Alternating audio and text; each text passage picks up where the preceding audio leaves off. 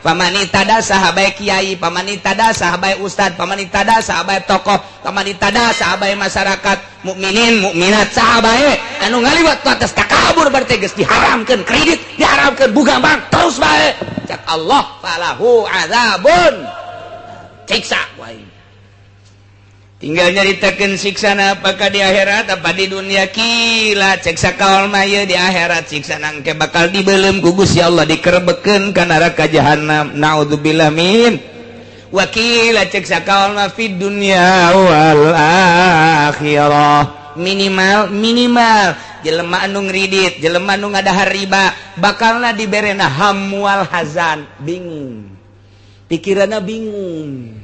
Nomor kedua gede beteng beteng gede lain gede beteng gede beteng mereuneuh ieu mah betengna gede beda gede beteng jeung beteng gede lain deui mun di kulon mah lamun dewetan mah nuju gede beteng di urang gede beteng reuneuh ieu mah betengna gede lain deui aya ribaan dayut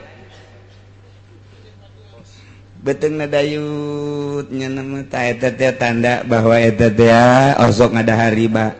Allahumma ya qadiyal hajat Allahumma ya qadi ya ayyuhalladzina amanu hai jelema nu ariman ka Gusti Allah rek rek awawe la yabluwannakumullah yakin Allah bakal nguji ka aranjeun ka babisaiin ku kreditan tanaluhu anu bisa babari dicekel aidikum ku leungeun daratang sorangan kredit teh ka imah dek ngredit mobil datang dek ngredit motor datang diangsong-angsongkeun ka imah komo ai gincu mata madu geus das warimah hukum nu galalde mah urang kudu lempang ka ditu tapi tetep bae babari.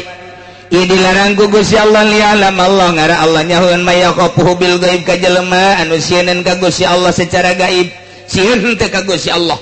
Allah teh teu Allah teh teu kadeu ku urang tapi Allah innallaha ma'ana neuleukeun ka urang. Saha coba maya qafuhu bil gaib nu sieun ka Allah. Begitu datang angsongan kreditan garang inget ka Allah Allah neuleukeun riba ieu kajian kumaha ge henteu abdi moal ngredit moal abdi moal kadeuleu tegerna iman di jero dada tawaran deui ieu mah kredit tapi murah bungana teh 1% dan teh 10% acan ieu malah ngan 2% doang ngan rada relay rada panjang nah ieu mah DP-na ge cukup 100 moal aing mah geus boga meuli cash bae moal aing mah kadeuleu tegerna. Waalaikumsalam bagi Mbak belum ada motor ya di sini iya belum ada ini ya udah saya bawain deh mau pengen motor apa nggak punya uang gampang uang mah udah tiap bulan aja ya kecil anu oge nya 3 tahun dah udah ini mah ya udah bawain satu dah tuh iya teh kan geus leutik ya tah leutik iman di hate jelema eta leutik iman di dadana pagi kiai pagi aduh pagi sibuk ya suka kemana aja ya kadang-kadang atuh undangan ya, muludan aja kalau nggak punya kendaraan sulit kiai iya emang udah saya bawain aja di sini mau Avanza ada, mau Kijang juga ada, mau apa juga ada. Udah yang penting berapa itu? Udah gampang sama saya mah yang penting mah ada KTP sama itu aja surat keluarga udah gampang dah. Aduh itu aja nah. Ya udah bawain satu. Kiai Blon. Kiai Blon kos gitu tah. Gimana nu teger kiai coba keluar. Demandak ngomongna puluh ya boleh ye. Ayo ngomongnya nager ieu mah cenah loba ieu santai nu ngaraji kuari mah jauh atuh bongan sia diacak-acak ku sorangan bongan sia atuh teu make ilmu boro-boro batur rek ngaji sia ge teu make ilmu keur ieu mah cenah ja iya alhamdulillah nu batur ngaji 20 30 mah datang ka 70 aya kuari waktu sia teh aja di tim sukses segala naik ka panggung segala naon ya emang kos gitu temen atuh lain bagian sia emang ngariung kuduna lain ngadoa bari ceurik di luhureun panggung ngadoakeun kos karar itu ye sugan temen teh jadi mamalah atuh tepan sia ge lamun teu dibere duit mambung kan ngadoa oh sih kan itu banyakit dibawa ku nyana hayang dituturkeun ku santri moal bisa atuh ilmu Allah mah teu bisa pakai lalagaan. Kajeng teuing urang muka pondok pesantren niat ibadah dek nungtun santri aing mah kena nyahuan ka Gusti Allah belah dieuna kena bisaeun maca kitab kabelah dituna kena nyahuan ka Gusti Allah abah ibadahna mantep niatan di jero hatena modal kos kitu aju prek bae kiaina sabulan sakali ngajina dituturkeun bae ngaji mah kos kitu tapi lamun urang geus mengkol ti dinya mulai ngeridit hayu ti atut hayu ti WA hayu geus ti mana bae geus hayu ceramah hayangna hayang cawambon melulu moal dituturkeun. Kok bisa gitu Kiai? Lantaran pesantren mah ndek ngembangkeun ilmu Allah non teknis.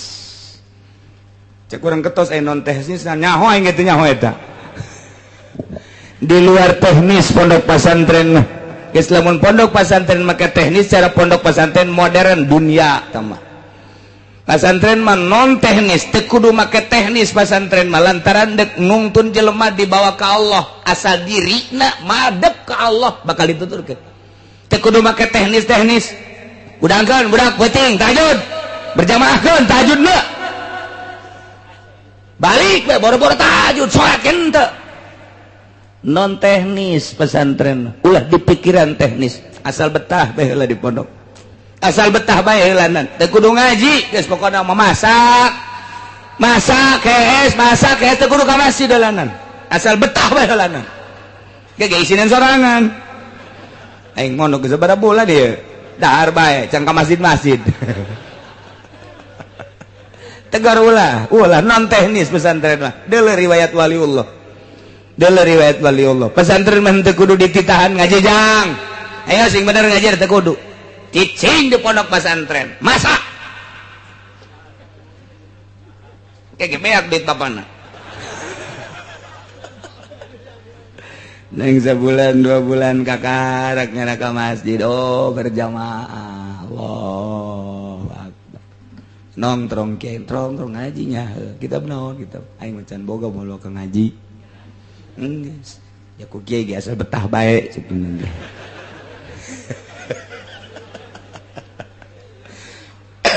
ti aya aturan ngaji teh aya aturan sing ade ulah salah lantaran pondok pesantren mah aya anu setahun bisa ngejar 10 tahun beda ilmu Allah mah dikejar sabulan bisa mengejar pelajaran 10 tahun gitulah ya Allah lamun geus mere ilmu ka hiji santri Masya Allah eta mah make teknis gitu modern tah mah mun mustak kita mudirun tah mah moborot pondok pesantren mah tiba heula lagi sok kira tiba heula lagi santri botakan kos du frustasi ke masjid kabelah dia geus embungnya sih bau masuk kos gitu kan mun babaturan saya eta tanya saya satu kumaha aing bae sapir ka Allah mah itu kudu bisa jadi ke mall kalau paling jangan batur aing jeung sia sih gitu loknya seuh agak satu atuh bararu bentek oh masalah dahar teu puguh waktu emang santri puguh waktu atuh henteu coba bapak-bapak ibu-ibu datang ke pesantren Cilok jam sabaraha bae aya bae nu masak jam sabaraha bae aya nu masak subuh aya nu masak jam 7 aya nu masak jam 8 aya nu masak jam 10 aya nu masak jam zohor kiai ka masjid nyana masak asar batur ngaji nyana masak peuting waya istirahat nyana masak keneh bae aja dicarekan ku kiai na dolah emang kos kitu pondok mah bebas di pondok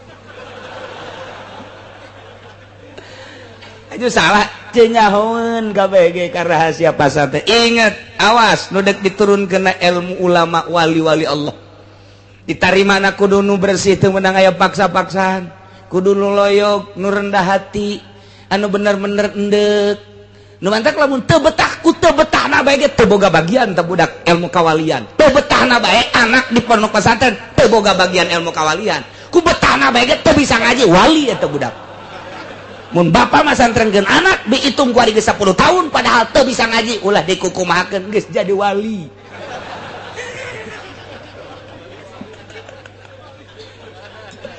Ye Bang Ba lain deui atuh. Lain deui pondok pesantren teh meunang aya aturan-aturan eta mah.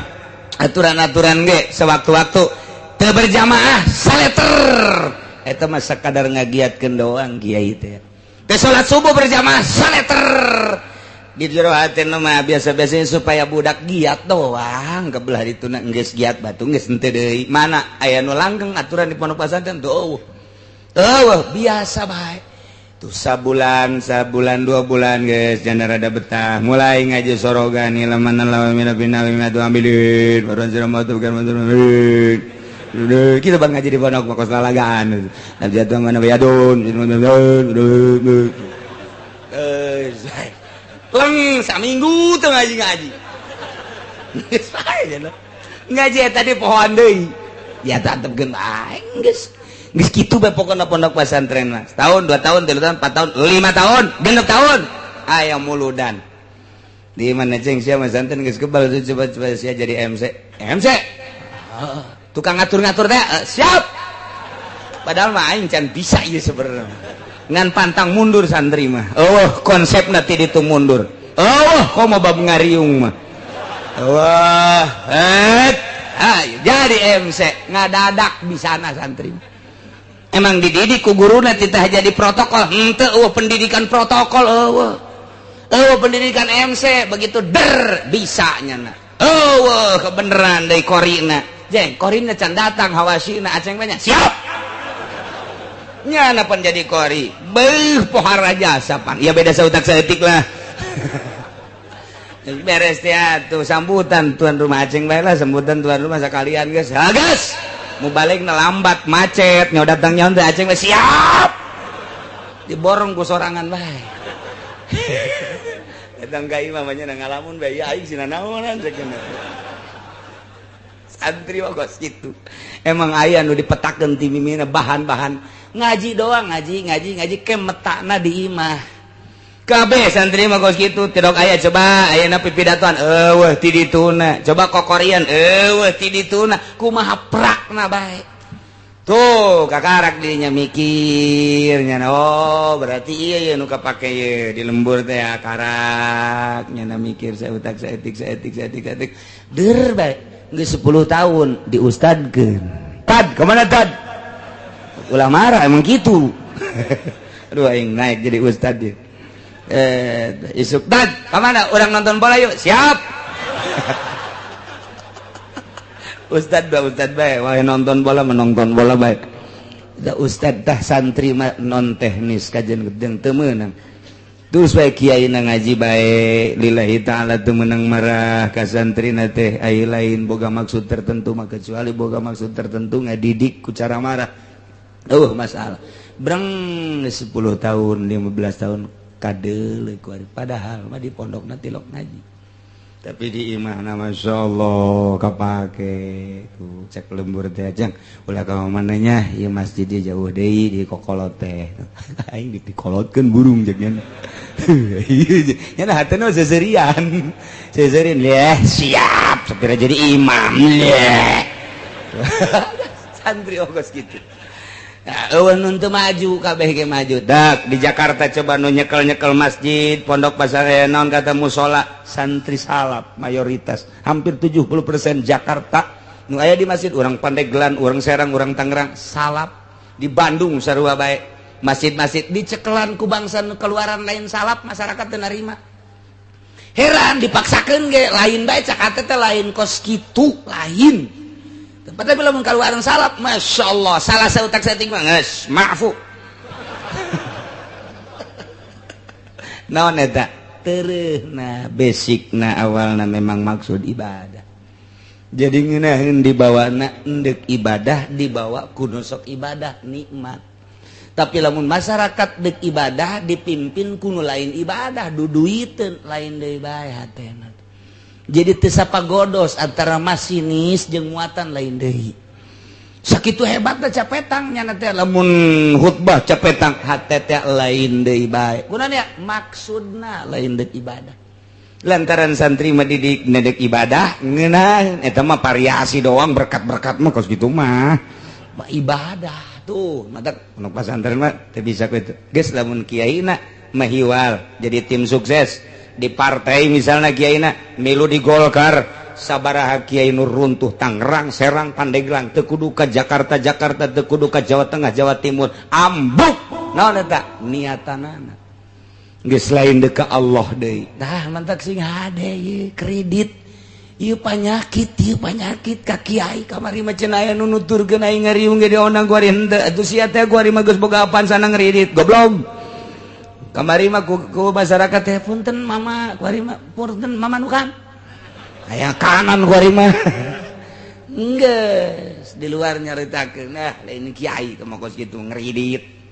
lain kiai kamanya nama jangan doana ge ini tim sukses lain kiai disatukan mah kos kitu beda geus teu nyambung penyakit dibawa ye la yabluwannakumullahu bisyai'im minas sayd Gusti Allah teh nyoba ka ahli Mekah ka urang Arab lantaran kehidupan orang Arab teh ngabuburon dicoba ku Gusti Allah supaya ulah ngabuburon kebenaran harita teh keur ari ihram mereka Mekah wa hum muhrimuna jan selanjutna ge lain keur ihram ge ieu teh tepati bagus sabenerna mah dina kahirupan Maisha teh urusanana ngabuburon kurang bagus nu paling bagus mah tani nomor kedua dagang eta nu paling hebat mah Maisha nomor kahiji tani nomor kedua dagang geus sakitu dagang na ge sing hade deui tani na ge sing hade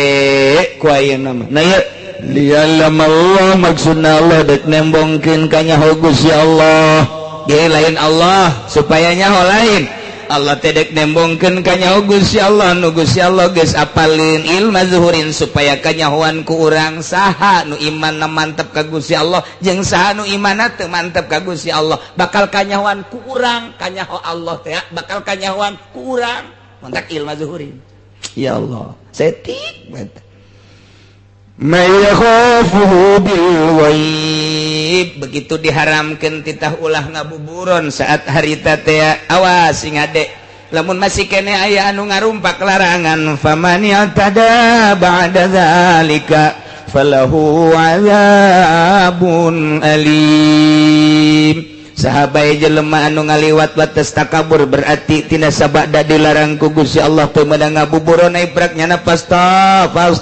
dahu terus bae nya ngabuburon padahal mah geus dilarang ku Gusti Allah berarti nya teh teu ngadeye kana larangan Gusti Allah ieu mah awas diancam ku Gusti Allah falahu adzabun kuari geus dilarang ku Allah ku Gusti Allah bang bunga bang haram kredit haram tapi nya terus bae berarti tada teh pamanitada sahabai kiai pamanitada sahabai ustad pamanitada sahabai tokoh pamanitada sahabai masyarakat mukminin mukminat sahabai anu ngaliwat atas takabur berarti geus diharamkeun kredit diharamkeun buga bank terus bae cak Allah falahu adzabun siksa wae tinggal nyaritakeun siksana apakah di akhirat apa di dunia kila cek sakaol mah di akhirat siksana engke bakal dibeuleum ku Gusti Allah dikerebekeun ka neraka jahanam naudzubillah min wakila cek sakaol mah fid dunya wal akhirah minimal jelema anu ngridit jelema anu ngadahar riba bakalna diberena hamwal hazan bingung pikiranna bingung nomor kedua gede beteung beteungna gede lain gede beteung ai gede beteung mah reuneuh ieu mah beteungna gede beda gede beteung jeung beteung gede lain deui mun di kulon mah lamun dewetan mah nuju gede beteung di urang gede beteung reuneuh aya mah beteungna gede lain deui aya ribaan dayut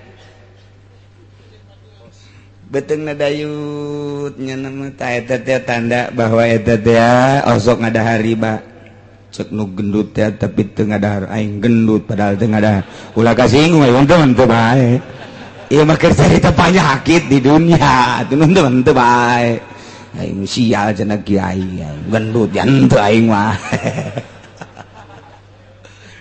bab jelema teh ayeuna sakarakter jeung satipe aya jelema memang ku Gusti Allah dijieun postur tubuhna kuru bae sanajan gembul ge kuru bae teh mah aya jelema teh mun daharna gede lintuh mun daharna leutik kuru aya anu jelema teh saeutik bae daharna sanajan saeutik tapi lintuh bae beda-beda teh mah ngan ieu mah keur carita nyaritakeun falahu adzabun alim ieu nu asli nama jaga engke di akhirat geus teu samar deui ngan cik sakaol mah sarua di dunya ge bakal dibere di dunya di akhirat na jelas di dunya na hiji bakal dibere penyakit penyakit hazan penyakit syak jadi ieu bingung bae prihatin bae mang bae eta teh suuzon ke ka jelema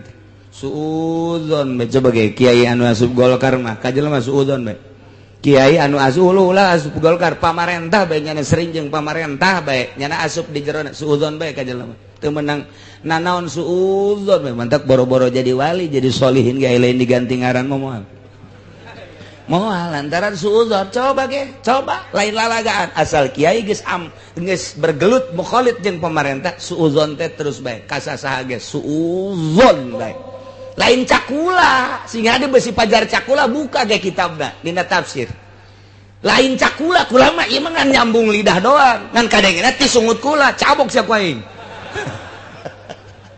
suuzon bae ge asal geus aya ka pemerintah bae kanu lain teh suuzon bae tapi lamun cekas kiaina waya jeung pemerintah dakwah aing maka pemerintah ge waya jeung pedagang dakwah aing mah waya jeung masyarakat nyana mah tilok aya suuzon-suuzonan biasa bae ka Gusti Allah nek duduhkeun ieu mah aing mah ka Gusti Allah waya nita ngazakat waya nyaritakeun teh jujur ka pemerintah teh pinarakaeun ka kabeh ge jelema kabeh ge yeuh bakal pae lempeng ngeunaheun kadengena sanajan teu nuturkeun Kedua sanajan teu nuturkeun ngan kadengena mah tetep ae ngeunaheun atuh nyahoeunnya lagi kanu ngeunaheun mah masyarakat ge aya nuturkeun mah tuh henteu tah eta kos kitu tah lempeng nah ieu keur carita falahu adzabun alim bakal disiksa famanita da jelema anu teu nuturkeun ka Gusti Allah pasti disiksa di dia kercarita cobaan masalah buburon kunyana dirumpak atau puguh ku Allah dilarang kunyana dilaksanakan tak kabur berarti tenurut ka Gusti Allah pasti disiksa anak puguh ku Gusti Allah dilarang ngeridit teh terus baik motor ngeridit sepeda ngeridit imah ngeridit dahar ge ngeridit terus baik tak eta teh falahu adzabun naudzubillah min mudah-mudahan orang gabehan dibere caang hate orang dibere cekas hate orang sehingga orang narima aturan-aturan ti Gusti Allah bisa ngalaksanakeun sagabeh parentahanana bisa ngajauhan sagabeh laranganana sehingga orang maot aya dina ridho Allah Subhanahu wa taala digiring di mahsyar menuju surga Allah di bawah bendera Kangjeng Nabi urang Kangjeng Nabi Muhammad sallallahu alaihi wasallam uga di bawah bendera panji-panji guru-guru urang anu ahli-ahli Allah Subhanahu wa taala amin ya rabbal wallahu a'lam.